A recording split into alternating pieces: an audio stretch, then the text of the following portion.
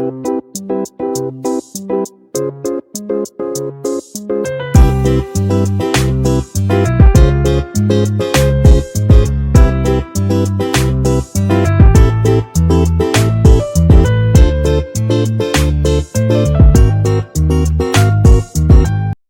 Kitchen मध्ये नमस्ते। आजची recipe आहे सोयाबीनचा भात।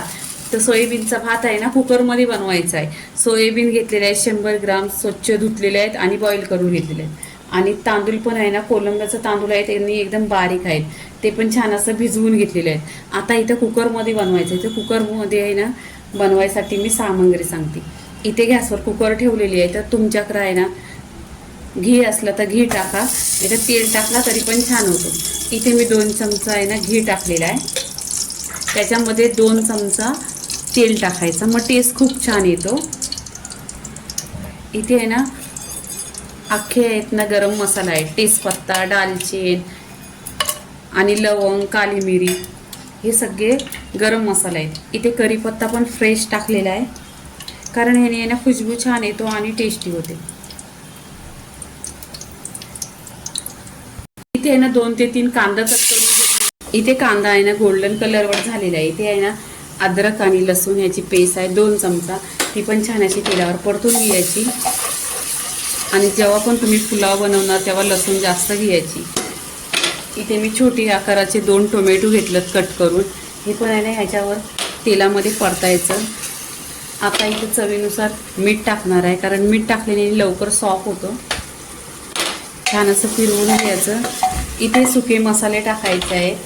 हळदी पावडर अर्धी चमचा, धना पावडर 1 चमचा, इथे काश्मीरी लाल मिरची पावडर आहे आणि आगरी मसाला आहे 1 चमचा। इथे बिर्याणी मसाला 1 चमचा आहे। इथे छान असं तेलावर आहे ना मसाला परतून घ्यायचा पूर्णपणे।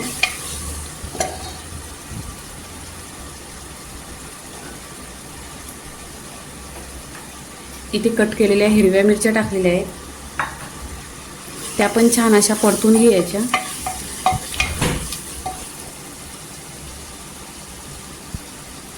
इथे पहा सोयाबीन आहेत ना, हे छान असं आहे ना बॉईल करून स्वच्छ धुतलेले आहेत 1 ते 2 पाण्याने। हे मसाल्यामध्ये छान असं मिक्स करून घ्यायचं।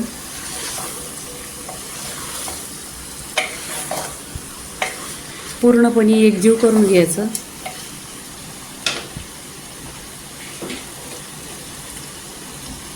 इथे मी तांदूळ भिजवून घेतलेत 1 वाटी।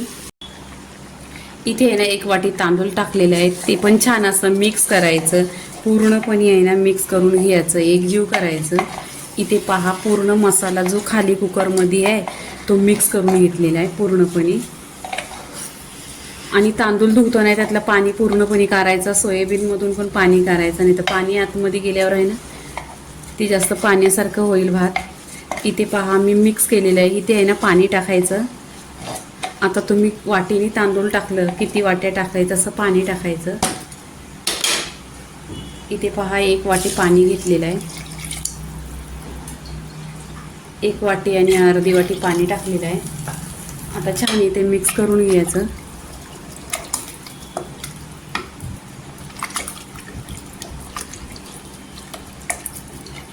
इथे पहिल्यांदाच मीठ टाकलेलं,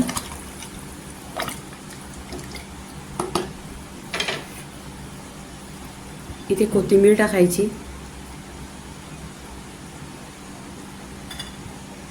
आणि इथे कुकरचं ढाकण लावायचं, 2 शिट्ट्या काढून घ्यायच्या। इथे पहा छान अशा 2 शिट्ट्या आलेल्या आहेत आणि छान असा बघा भात, सोयाबीनचा भात झालेला आहे। तर इथे आहे ना मी तुम्हाला दाखवते कसं झालेलं आहे। छान असं झालेलं आहे। इथे पहा पूर्णपणे सुट्टा सुट्टा झालेला आहे। आता इथे आहे ना प्लेटमध्ये काढून घ्यायचा। इथे पहा प्लेटमध्ये काढलेला आहे। छान असा सोयाबीनचा भात बनलेला आहे, एकदम सुट्टा सुट्टा आणि एकदम खुशबू पण छान असा सुटलेला आहे, खमंग।